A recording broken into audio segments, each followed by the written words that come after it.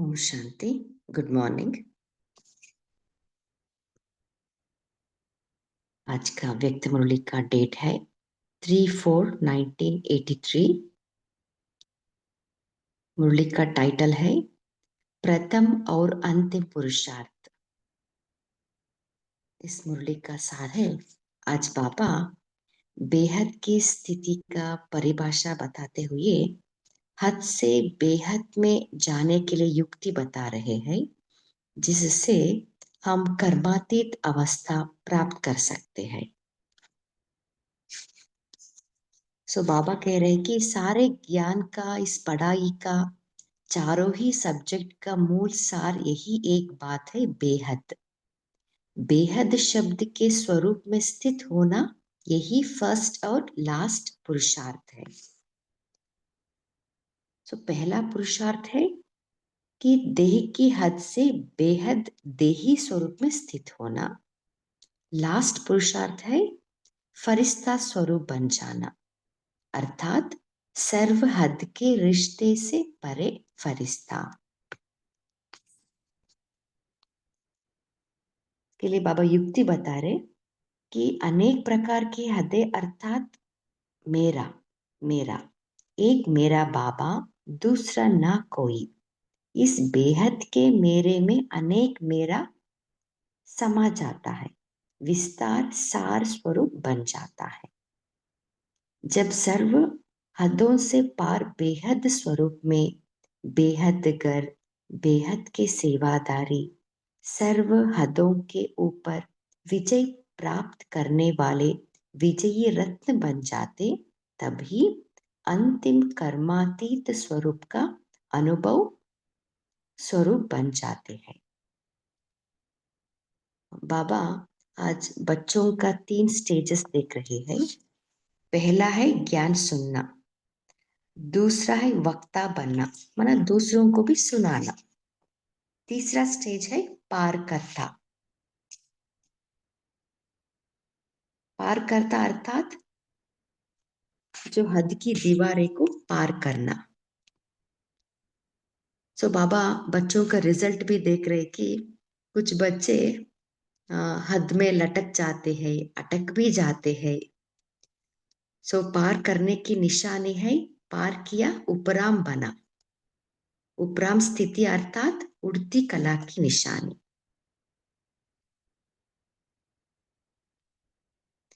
उड़ती कला के बेहद के समर्थ स्वरूप से कर्म किया और उड़ा, कर्म रूपी डाली के बंधन में नहीं फंसेगा। बाबा बता रहे कहाँ कहाँ बच्चे कभी कभी कमजोरी के पंजों से डाली के बंधन में आ जाते हैं।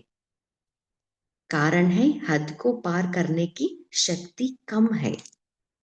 कहाँ कहाँ हीरो बनने के बजाय हीरे की डाली में लटक जाते हैं। अभी हम मुरली को विस्तार में सुनेंगे। अभी हम सभी बेहद की स्थिति में स्थित होके मुरली को सुनेंगे। सदा बेहद की स्थिति में स्थित करने वाले सदा कर्मातीत शिव बाबा बोले, आज बेहद का बाप बेहद की स्थिति में स्थित रहने वाले बेहद की बुद्धि, बेहद की दृष्टि, बेहद की वृत्ति, बेहद की सेवादारी, ऐसे श्रेष्ठ बच्चों से साकार स्वरूप में, साकार वतन में बेहद के स्थान पर मिलने आए हैं।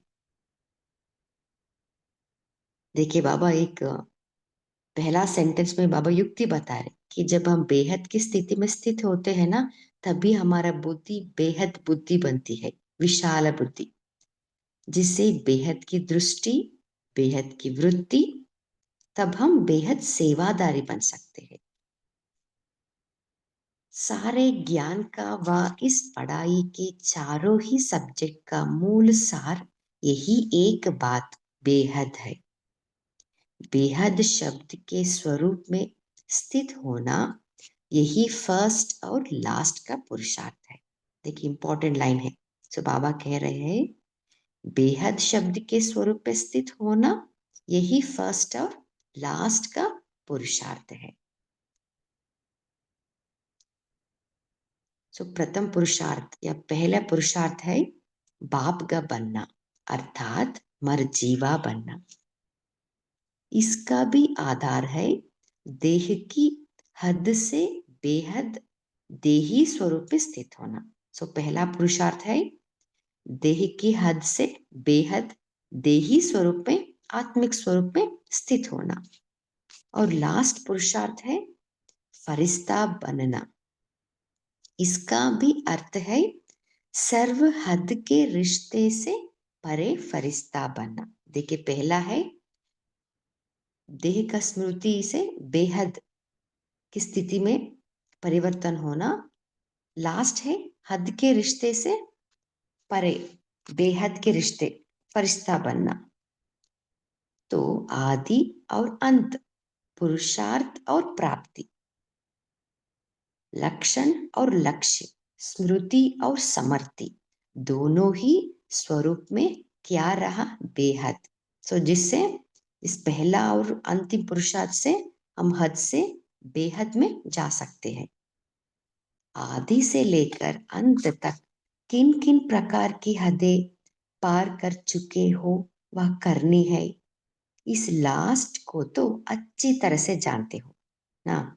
जब सर्व हदों से पार बेहद स्वरूप में, बेहद घर माना परंधाम, बेहद की सेवादारी, सर्व हदों के ऊपर विजय प्राप्त करने वाले विजयी रत्न बन जाते, तभी अंतिम कर्मातीत स्वरूप का अनुभव स्वरूप बन जाते। देखिए इंपॉर्टेंट लाइन है, जब हम सर्व हदों से पार बेहद स्वरूप में स्थित होना, बेहद गर्व, बेहद की सेवादारी, जब हम सर्व हदों के ऊपर विजय प्राप्त करते हैं ना, तभी हम अंतिम कर्मातीत स्वरूप का अनुभव कर सकते हैं।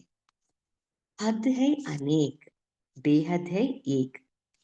इन हद है अनेक है ना, मेरा शरीर, मेरा संबंध, मेरा घर, मेरा वस्तु, वैभव, इतना हद है ना, अनेक है। सो बेहद है एक। अनेक प्रकार की हदें अर्थात अनेक, मेरा मेरा, एक मेरा बाबा, दूसरा ना कोई। इस हद के मेरे में अनेक मेरा समा जाता है। देखिए इंपॉर्टेंट लाइन है, एक मेरा बाबा, दूसरा ना कोई। इस बेहद के मेरे में अनेक मेरा समा जाता है, विस्तार सार स्वरूप बन जाता है। तो ये है युक्ति, हद को बेहद में परिवर्तन करने का युक्ति है। विस्तार मुश्किल होता है या सार मुश्किल होता है? तो बाबा प्रश्न पूछ रहे, विस्तार मुश्किल होता है या सार मुश्किल होता है? जब हम विस्तार में जाते हैं ना, देहभान, देह अभिमान आ जाता है, कहाँ कहाँ फंसते हैं, लटक जाते हैं, है ना, इतना कंफ्यूजन है। सो बाबा कह रहे आपको कौन सा मुश्किल है? तो आदि और अंत का पाठ क्या हुआ? बेहद। इसी अंतिम मंजिल पर कहाँ तक समीप आए हैं, इसको चेक करो। अभी हम सभी 1 मिनट चेक करेंगे, अपने आप को चेक करेंगे।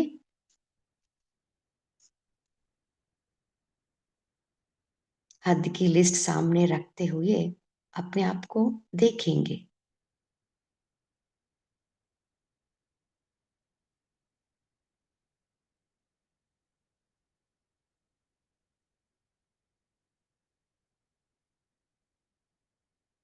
ओम शांति।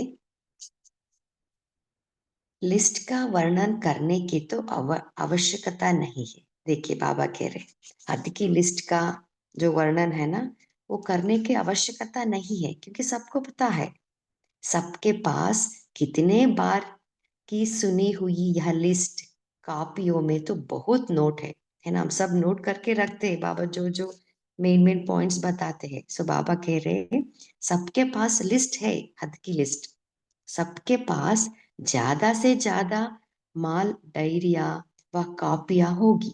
जानते तो सभी है, वर्णन भी बहुत अच्छा कर सकते हो। सो देखिए बाबा कह रहे सब जानते हैं हद की लिस्ट क्या है ना। सो देह देह का बंधन या संबंध का बंधन, वस्तु, व्यक्ति, वैभव, है ना, पुराना दुनिया, है ना, सब है हद। सो हद की लिस्ट तो सबको पता है। सो बाबा कह रहे पहला स्टेज है ज्ञान, ज्ञान को जानना। दूसरा है वक्ता भी हो, सो हम दूसरों को वो अच्छी रीति से सुनाते हैं, है ना, क्या क्या है हद की लिस्ट क्या है उसका भी वर्णन भी करते हैं। सो ये है सेकंड स्टेज। बाकी क्या रहा, बाप दादा भी सभी टीचर्स अर्थात स्टूडेंट्स सबके भाषण सुनते हैं। बाप दादा के पास वीडियो नहीं है क्या? आपकी दुनिया में तो अभी निकला है। बाप दादा तो शुरू से वतन में देखते रहते हैं, सुनते रहते हैं। देखिए बाबा कह रहे बाबा वतन वतन में भाषण या जो जो हम करते हैं ना उसको बाबा देखते रहते हैं, सुनते भी रहते हैं। वर्णन करने करने का श्रेष्ठ रूप देखकर बाप दादा मुस्कुरा भी देते हैं, क्योंकि बाप दादा के एक पॉइंट को भिन्न भिन्न रमणीक रूप से सुनाते हैं। देखिए जब भी भाषण करते हैं ना तब एक पॉइंट लेके भिन्न भिन्न रूप से दूसरों को सुनाते हैं, भाषण देते हैं। जैसे गाया हुआ है, बाप तो बाप है, लेकिन बच्चे बाप के भी सिरताज है। ऐसे सुनाने में बाप से भी सिरताज हो, बाकी क्या फॉलो करना है। देखिए बाबा कह रहे ज्ञान भी, हाँ हम हमें पता है, हम वक्ता भी है, दूसरों को भी अच्छे से सुना भी सकते हैं। अभी अभी फिर क्या फॉलो करना है। तीसरी स्टेज है पार करता। इसमें कोई ना कोई हद की दीवार को पार करने में कोई तो उस हद में लटक जाते हैं। तो देखिए बाबा कह रहे सो हद की जब दीवार हम पार करना चाहते हैं ना तब क्या क्या होता है, हद में लटक जाते हैं। लटकना माना कोई व्यक्ति, वस्तु, वैभव के आकर्षण के वश हो जाते हैं। कोई अटक भी जाते हैं, माना कहा ना कहा परिस्थिति में, कहा ना कहा शारीरिक बीमारी या कुछ ना कुछ मानसिक रूप से, सो कहा ना कहा हम अटक भी जाते हैं। पार करने वाले कोई कोई मंजिल के समीप दिखाई देते हैं। किसी भी हद को पार करने की निशानी क्या दिखाई देगी, वह अनुभव होगी। पार करने की निशानी है पार किया उपराम बना। देखिए इंपॉर्टेंट लाइन है, हद की दीवार को पार करना, है ना, पार करने की निशानी है पार किया उपराम बना। हद की दीवार अर्थात देह देह का संबंध, व्यक्ति, वस्तु, वैभव, ये सभी हद है। सो उसका इस पार करने की निशानी है पार किया उपराम बना। तो उपराम बनना ही पार करने की निशानी है। उपराम स्थिति अर्थात उड़ती कला की निशानी। उड़ता पंछी बन कर्म के इस कल्प वृक्ष की डाली पर आएगा। उड़, उड़ती कला के बेहद के समर्थ स्वरूप में से कर्म किया और उड़ा। देखिए बाबा कह रहे उड़ती कला के बेहद के समर्थ स्वरूप से कर्म किया और उड़ा। कर्म रूपी डाली के बंधन में नहीं फंसेगा। सो जो बेहद की स्थिति में स्थित होते हैं ना, वो कर्म रूपी डाली के बंधन में नहीं फंसेगा। कर्म किया और उड़ा। कर्म बंधन में फंसा अर्थात हद के पिंजरे में फंसा। माना हद के पिंजरे माना देह भान, देह अभिमान, ये है ना पिंजरा। स्वतंत्र से परतंत्र बना। पिंजरे के पंछी को उड़ता पंछी तो नहीं कहेंगे ना।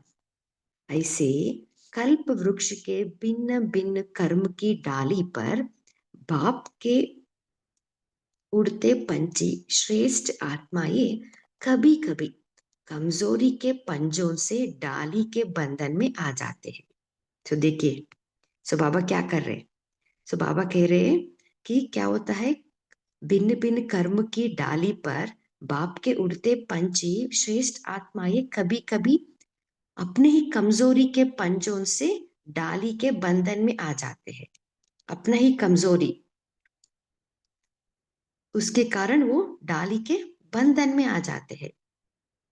कहना का हमारा पुराना नेचर, पुराना स्वभाव संस्कार, सेंसिटिव नेचर कहो या कहा ना कहा मान अपमान, है ना, नाम मान शान, यही हमारा कमजोरी, उसके उसी में हम फंस जाते हैं। उसके कारण ही हम पंजों से डाली के बंधन में आ जाते हैं। एक्सपेक्टेशंस, है ना, ये लिस्ट तो बहुत लंबा है, हम डिस्कस करेंगे। फिर क्या करते हैं? कहानी सुनी है ना, इसको कहा जाता है हद को पार करने की शक्ति कम है। सो बाबा कह रहे उसका कारण है क्यों हम फंसते हैं, क्योंकि हद को पार करने की शक्ति कम है। इसलिए कहा ना कहा हमारी कमजोरी के वश होके हम डाली के बंधन में आ जाते हैं। इस कल्प वृक्ष के अंदर 4 प्रकार की डालियां हैं, लेकिन पांचवी डाली ज्यादा आकर्षण वाली है। गोल्डन, सिल्वर, कॉपर, आयरन, संगम है हीरे की डाली। सो पांचवा है हीरे की डाली। फिर हीरो बनने के बजाय हीरे की डाली में लटक जाते हैं। संगम युग का ही सर्वश्रेष्ठ कर्म है। यह श्रेष्ठ कर्म ही हीरे की डाली है। चाहे संगम युगी कैसा भी श्रेष्ठ कर्म हो, लेकिन श्रेष्ठ कर्म के भी बंधन में फंस गया, जिसको दूसरे शब्दों में आप सोने की जंजीर कहते हो। श्रेष्ठ कर्म में भी हद की कामना, यह सोने की जंजीर है। देखिए इंपॉर्टेंट लाइन है। सो बाबा कह रहे इस संगम युग में तो हम बाबा के याद में रह के, है ना, श्रेष्ठ कर्म करते हैं, मगर क्या होता है, श्रेष्ठ कर्म करते करते हमारे में हद की कामना, एक्सपेक्टेशन, है ना, नाम मान शान, है ना, जब हम सेवा में जाते हैं कुछ ना कुछ सूक्ष्म रीति से जो एक्सपेक्टेशन रहता है, वही है सोने की जंजीरा है। चाहे डाली हीरे की है, जंजीर भी सोने की हो, लेकिन बंधन तो बंधन है ना। देखिए बाबा इतना अच्छे से एक्सप्लेन कर रहे, डाली हीरे की है, जंजीर भी सोने की हो, लेकिन बंधन तो बंधन है। बाप दादा सर्व उड़ते पंछियों को स्मृति दिला रहे हैं। सर्व बंधनों अर्थात हदों को पार करता बने हो। आज का विशेष संगठन गौपाल की माताओं का है। इतने बड़े संगठन को देख गोपाल भी खुश हो रहे हैं। बाप दादा भी मीठे मीठे माताओं को वंदे मातरम कहते हैं, क्योंकि नई सृष्टि की स्थापना के कार्य में ब्रह्मा बाप ने भी माता गुरु को सब समर्पण किया, है ना। माता गुरु मम्मा और उसके साथ 5 दीदी दादियां भी थे ना, सो उनको बाबा ने सर्व उनके जो प्रॉपर्टी थे ना को सरेंडर कर दिया, समर्पण कर दिया। सो इस ईश्वरीय ज्ञान की विशेषता व नवीनता है ही शक्ति अवतार को आगे रखना। माता गुरु का सिलसिला स्थापन करना यही नवीनता है। इसलिए यादगार में भी गोमुख का गायन पूजन है। ऐसे हद की माताएं नहीं, लेकिन बेहद की जगत माताएं हो, नशा है ना। सो बाबा पूछ रहे आप हद की माताएं नहीं, लेकिन बेहद की जगत माताएं हैं। सो सदा इसी नशे में हम रहना है। जगत का कल्याण करने वाली हो, जगत कल्याणकारी अर्थात विश्व कल्याणकारी हो। सिर्फ घर कल्याणी तो नहीं होना। कब घर कल्याणी का गीत सुना है क्या? विश्व कल्याणी का सुना है। तो ऐसे बेहद की माताओं का संगठन श्रेष्ठ संगठन हुआ ना। माता ये तो अनुभवी मूर्त होना। कुमारियों को धोखे से बचने की ट्रेनिंग देनी पड़ती है। माता ये तो अनुभवी होने के कारण हद के धोखे में नहीं आने वाली होना। मेजॉरिटी नए नए है, नए नए छोटे बच्चों पर ज्यादा ही स्नेह होता है। बाप दादा भी सभी माताओं का भले पधारे कहकर के स्वागत करते हैं। अच्छा, अभी हम याद प्यार लेंगे।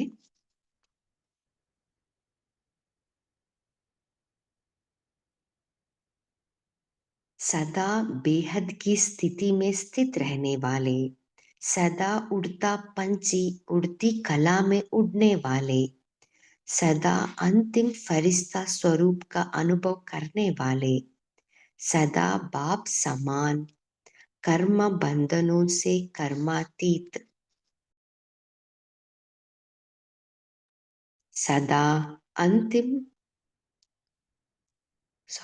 सदा बाप समान कर्म बंधनों से कर्मातीत, ऐसे मंजिल के समीप श्रेष्ठ आत्माओं को बाप दादा का याद प्यार और नमस्ते।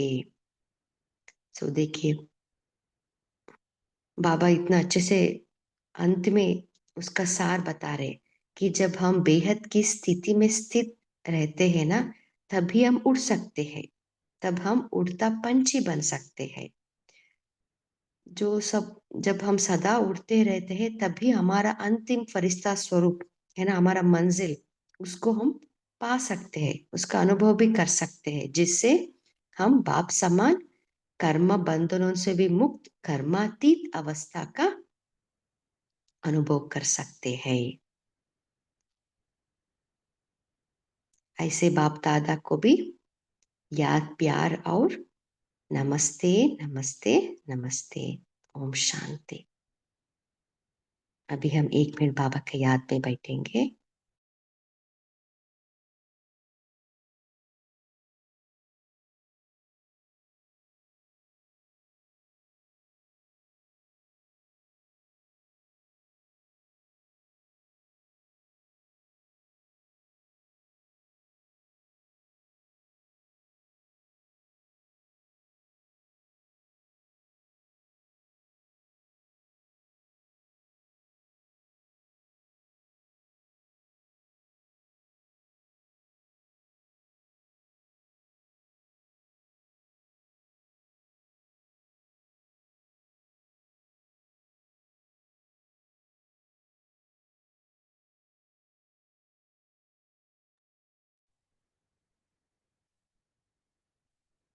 आप सभी चिंतन शेयर कर सकते हैं।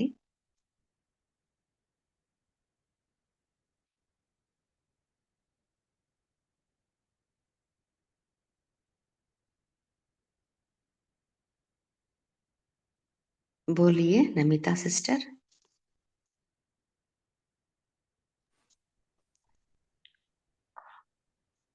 ओम शांति सिस्टर। आज बाबा ने कहा जो पढ़ाई हम पढ़ रहे हैं इसका सार है बेहद में स्थित होना, माना स्वरूप बनना। यह हम पढ़ाई का फास्ट और यह हम पढ़ाई का फास्ट और लास्ट पुरुषार्थ है।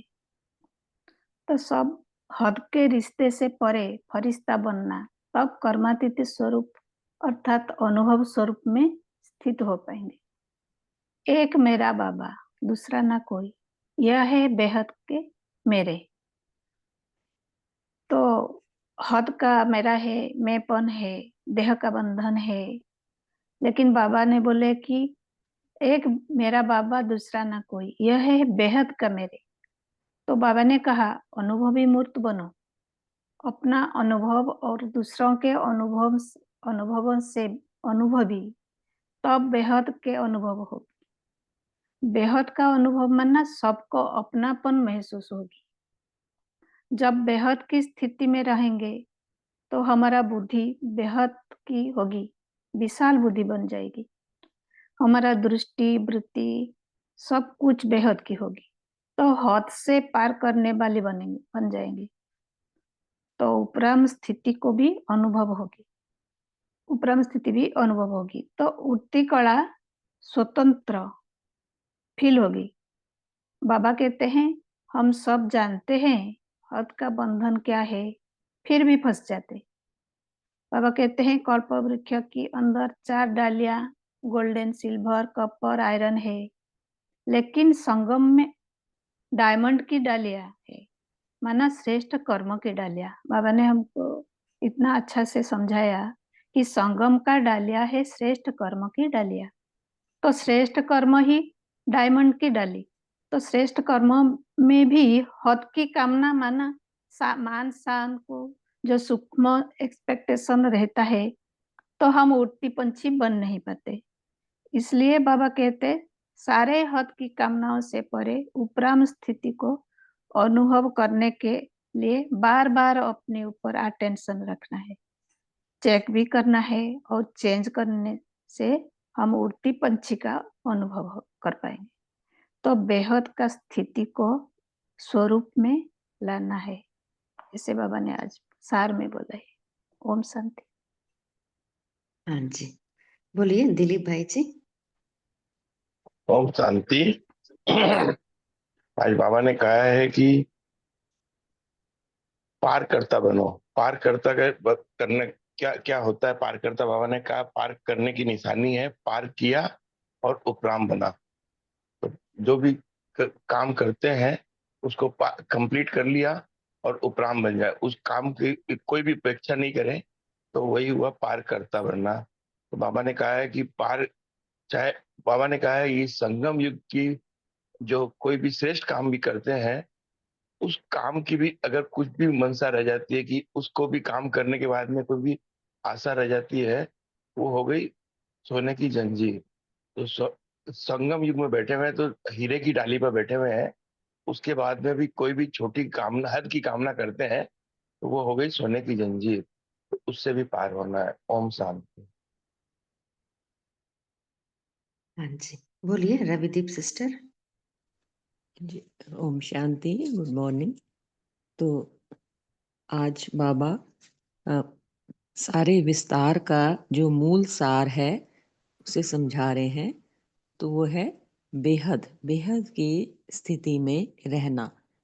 एक तो बाप का बन गए, माना मर जीवा, जीवन मुक्त स्थिति, यानी देह की हदों से पार होकर बेहद देही स्वरूप में स्थित हो जाना है।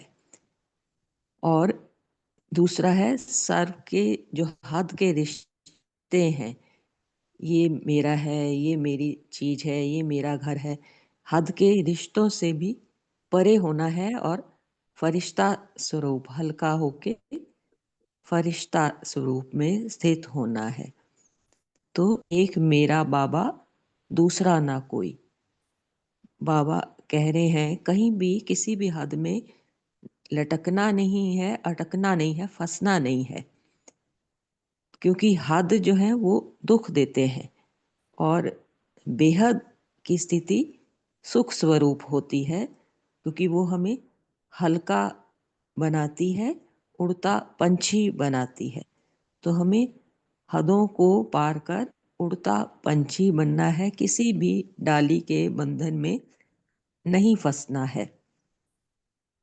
कोई भी कर्म, श्रेष्ठ कर्म किया तो फिर कोई कामना ना रहे कि मुझे नाम मिले, मान मिले, वरना वो सोने की जंजीर बन जाएगी और हम मुक्त नहीं हो पाएंगे। और फिर बाबा ने हम माताओं को बताया हम गौपाल की माताएं हैं, शक्ति अवतार हैं, और हमें बेहद की जगत माता बनना है। हद में ही, अपने घर में ही, हदों में ही नहीं रहना, बेहद के लिए बेहद की जगत माता बन जगत कल्याणकारी बनना है। ओम शांति। हाँ जी, बोलिए उर्मिला सिस्टर। ओम शांति। आज बाबा ने 3 बातें सुनाई। ज्ञान सुनना, ज्ञान सुनाना और तीसरा पार करना।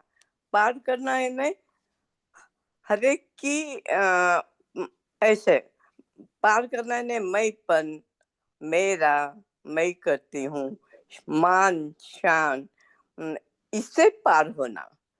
फिर बाबा ने कहा बेहद की स्थिति में सदा रहना, यही प्रथम और अंतिम पुरुषार्थ है। ओम शांति। हाँ जी, तो आज बाबा ने कारण भी बताया ना कि हद को पार करने की शक्ति कम है, इसलिए हम कहाँ ना कहाँ अटक जाते हैं, लटक भी जाते हैं। सो इसके लिए हम क्या पुरुषार्थ करें? सो पहला है बेहद की स्थिति मेंटेन करना। और क्या करना है हमें?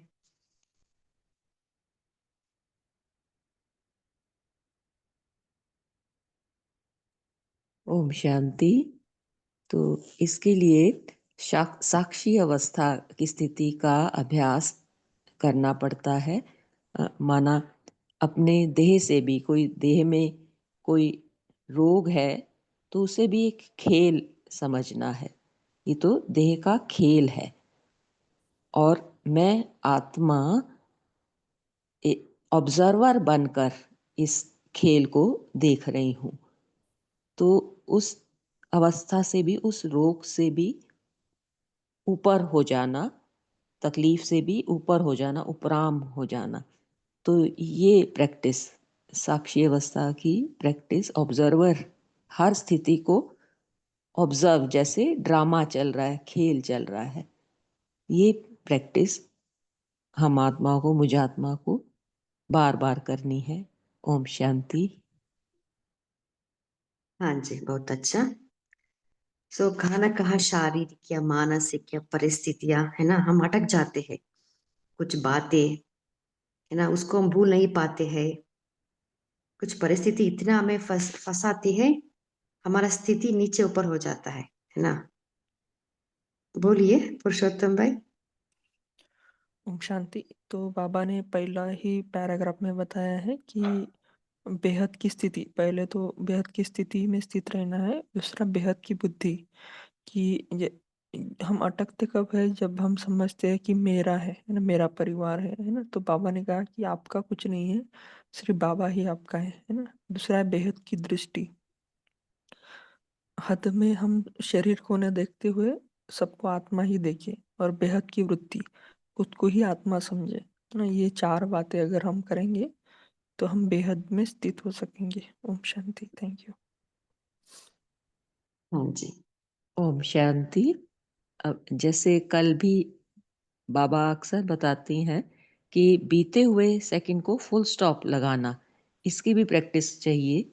कि जो बात हो चुकी है उसे बार बार मन बुद्धि में रिपीट नहीं करते रहना है कि उसने ऐसा क्यों कहा, या मैंने ऐसा क्यों किया, मुझे ऐसा नहीं करना चाहिए, उसको ऐसा नहीं करना चाहिए।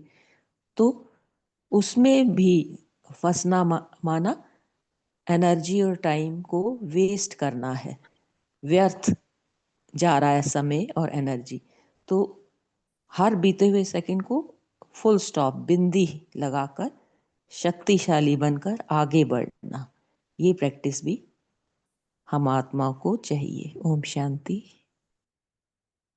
हाँ जी, बोलिए कविता सिस्टर। जी, ओम शांति दीदी। जैसे आपने पूछा बेहद में जैसे कैसे रहें इसके लिए, तो बाबा ने जो मूर्तियों में, बहुत सारी मूर्तियों में युक्तियां बताई हैं कि खुद को मेहमान समझना या खुद को एक्टर समझना। जब हम ये पर्सपेक्टिव लेते हैं कि हम मुसाफिर हैं, तो क्या होता है, वृत्ति जो अपनी है, वृत्ति बोलो या बुद्धि बोलो, दृष्टि बोलो, वो बेहद में ही रहेगी। क्योंकि अ, जैसे बाबा भी कहते हैं, ड्रामा क्या है, ये तो बना बनाया ड्रामा है, राइट। तो बना बनाया ड्रामा है, तो हमें तो इसके लिए कुछ एक्स्ट्रा कुछ करना नहीं है, मगर हमारी बुद्धि जो है वो सदा बेहद में रहे, ये हमें करना है। तो इसलिए बाबा ने वही समझाया कि चारों सब्जेक्ट का सार ही है बेहद में रहना, और फर्स्ट और लास्ट भी पुरुषार्थ यही है। तो अगर हम ये सोचे कि मैं एक्टर हूँ और ये मुझे रोल मिला है, जो भी इस जन्म में मिला है, तो मैं इसे बस प्ले कर रही हूँ, तब ये हद जो है वो बेहद में परिवर्तन होगा। क्योंकि जिस तरीके से बाबा ने कहा कि हद में तो अनेक है और विस्तार भी बहुत है। तो विस्तार जो है वो मुश्किल और उसमें मेहनत करनी पड़ती है। जब सार में आ जाते हैं तो उतना मेहनत भी करना नहीं पड़ता। तो बाबा ने वही स्टार्टिंग में बहुत अच्छे से समझाया हम बच्चों को कि अगर हम जो अनेक प्रकार के हदें हैं उसको मेरा मेरा जिसे हम कहते हैं, क्योंकि हद में आते हैं, क्योंकि हद पूरा जो है ड्रामा में ही है। अगर हम समझे कि हम परम धाम के हैं, परम धाम के निवासी हैं और एक बाप ही मेरा है, तो ये अनेक बातें जो विस्तार में दिखाई देती है वो सभी को सार लग ही जाएगा, और जो बाबा हमसे चाहते हैं वो हम बन पाएंगे। मैंने किसी भी और जैसे और डिटेल में बाबा ने एक्सप्लेन भी किया, जैसे भाई बहनों भी शेयर किया है, तो कर्म रूपी डाली जो है वो हम बच्चे क्या करते हैं, अपनी कमजोरियों के पंजे कौन कौन से हैं, पहले तो ये उस पर थोड़ा चिंतन करना पड़ेगा कि क्या कमजोरियां हैं जिसके पंजों से हम उस डाली कर्म को पकड़े हुए रहते हैं। कहाँ कहाँ मैं है, कहाँ कहाँ मेरा मेरा है। अगर वो हम चेक करेंगे तो जैसे बाबा ने स्टार्टिंग में पूछा था ना प्रश्न कि आदि और अंत का पाठ जो है उसमें हम हमारी मंजिल माने हम कहाँ तक पहुंचे हैं, समीप है या दूर है, ये हम चेक कर पाएंगे उसके आधार पर। ओम शांति। हाँ जी, बहुत अच्छा। बोलिए कृष्णा सिस्टर। ओम शांति एंजल। बाबा ने कहा, जैसे भी रविदीप सिस्टर ने बहुत अच्छे से शेयर किया है कि शरीर की भोगना अगर कभी आती है, कुछ भी होता है, तो उसे भोगना न समझकर उसको ये सोचे ये क्लिंजिंग ऑफ दिस बॉडी है। मैं अगले जन्म के लिए योजना में तैयार हो रही है, अगले जन्म के लिए तैयारी हो, तो जो इस वक्त वो सब चुकते होकर क्लीन होकर के मैं अपने नए जन्म में सुंदर सा जन्म पाऊंगी। तो ये बाबा कहते हैं ये प्लानिंग टाइम है। फुर्सत के टाइम जैसे तुम प्लान करते हो, ऐसे ही बीमारी के टाइम पे तुम लेटे लेटे बिस्तर पे पलंग पे आ गए हो, तो पलंग पे बैठे बैठे अपनी योजनाएं बनाओ। शरीर से बाहर निकल करके थोड़ा अपने आप को महसूस करो। जैसे गुलजार दादी जितने दिन बीमार थी, वो हमेशा अपने को अशरीरी मान करके वैसी रहती थी। वो कहते अच्छा बाबा जो कुछ होना अभी इस वक्त आप मेरे पास हो, तो जितनी भोगना आती है आने दो, आ जाओ आ जाओ। भोगनाओं को इनवाइट करती थी। तो ये विदेही बनने का बाबा ने बहुत अच्छा एक रमणीक तरीका बताया हम सबको। ओम शांति। हाँ जी, बहुत अच्छा। बोलिए नमिता सिस्टर। ओम शांति दीदी। बाबा ने बोला कि जितना हम अपने में निमित्त भाव का अटेंशन, निमित्त भाव समझेंगे, हम निमित्त है, बाबा तो करावनहार है, तो हमारा बेहद की वृत्ति रहेगी कि क्योंकि कोई भी परिस्थिति आए तो परिस्थिति या बातें या अपनी भोग, शारीरिक रोग से भी भोग में है, तो ऐसे हम समझना है कि ये उसका रिजल्ट जो भी है वो बाबा संभालेंगे। बाबा का हम निमित्त है, हमारा पार्ट बजाने के लिए आ रहे हैं, हम पार्ट बजा रहे हैं, तो हमको हमारा सब कुछ को सामना करना है, साक्षी दृष्टा होकर सब कुछ सामना करना है। तो भले अपने प्रति हो या किसी के प्रति भी हो, तो बेहद की वृत्ति का अनुभव होगी। क्योंकि बेहद की वृत्ति जब जब हमारा बुद्धि विशाल होगी तब हम बेहद की वृत्ति का अनुभव कर पाएंगे। तो बाबा ने जब हम अपने को निमित्त भाव समझेंगे, तब हम बेहद की वृत्ति में रह पाएंगे। नहीं तो मान शान की भी आशा हो रहते हैं, तो उसके उपराम स्थित कर नहीं पाएंगे। तो निमित्त भाव का भी बहुत जरूरी है समझने की। ओम शांति। और समर्पण भाव भी, जो कुछ भी है बाबा को समर्पण कर देना, मैं निमित्त हूँ, ऐसे स्थिति बनाना है। ओम शांति। हाँ जी, बहुत अच्छा। बोलिए अरुणा सिस्टर। ओम शांति। जैसे बाबा ने कहा बेहद की स्थिति कैसे रखनी चाहिए, आत्मिक स्थिति में स्थित होकर हर कर्म करना है। इसके लिए क्या चाहिए? तो विशाल बुद्धि चाहिए, तब बेहद के हर पार्ट प्ले करेंगे। ओम शांति। हाँ जी। ओम शांति। तो अभी समय भी हो चुका है, तो अभी पोल लॉन्च हो रहा है, सभी मेन स्क्रीन पर रहेंगे। बाद में पद्मा बहन हमें होमवर्क देंगे, 2 मिनट योग भी करेंगे।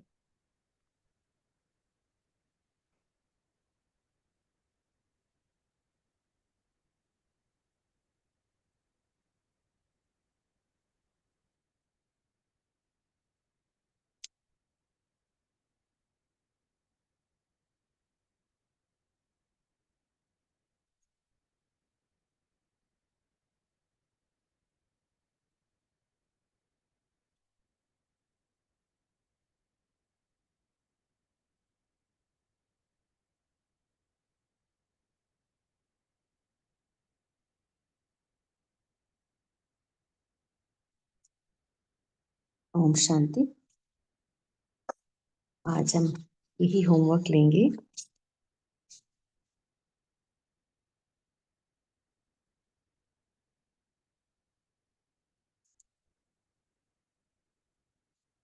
अनेक प्रकार की हदों को एक मेरा, इसमें हम परिवर्तन करेंगे कि एक मेरा बाबा दूसरा ना कोई। इस बेहद के मेरे में अनेक मेरा समा जाता है, जिससे विस्तार सार स्वरूप बन जाता है।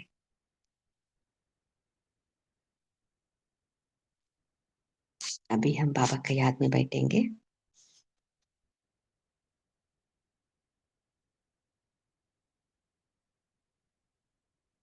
मन बुद्धि को एकाग्र कीजिए।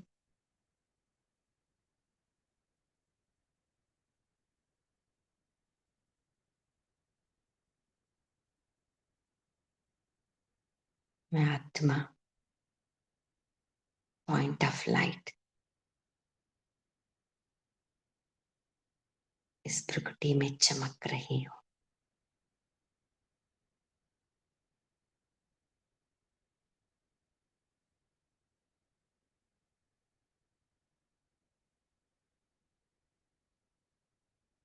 अजर अमर अविनाशी हूँ।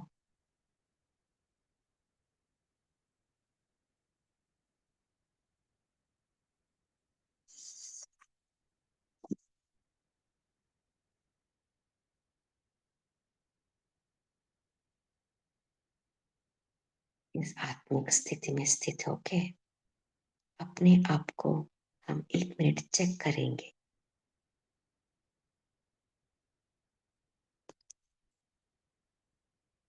कौन सा सूक्ष्म कमजोरी के कारण मैं कर्म की डाली के बंधन में आ जाती हूँ।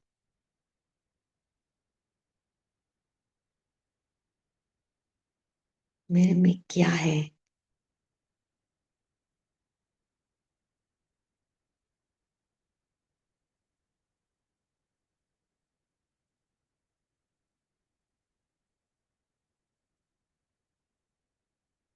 नाम, मान या शान की एक्सपेक्टेशन तो नहीं है।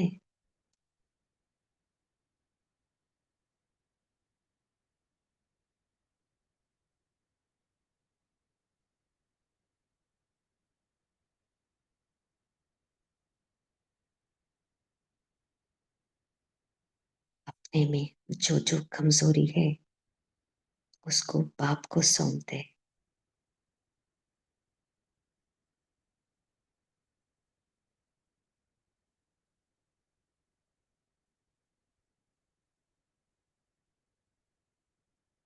मैं आत्मा सर्व कमजोरियों को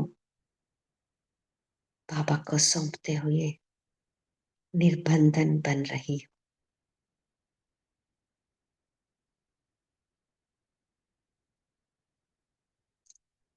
स्वतंत्र पक्षी बनके निर्बंधन होके मैं उड़ रही हूँ।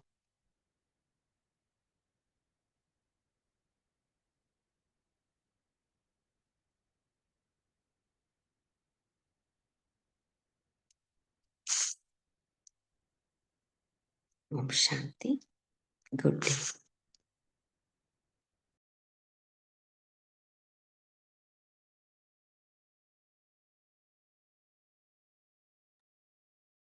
ओम शांति। शुक्रिया बाबा, शुक्रिया सबका। ओम शांति। थैंक यू बाबा। ओम शांति। शुक्रिया बाबा। शुक्रिया बाबा, शुक्रिया। महाशिवरात्रि शुभकामना। ओम शांति।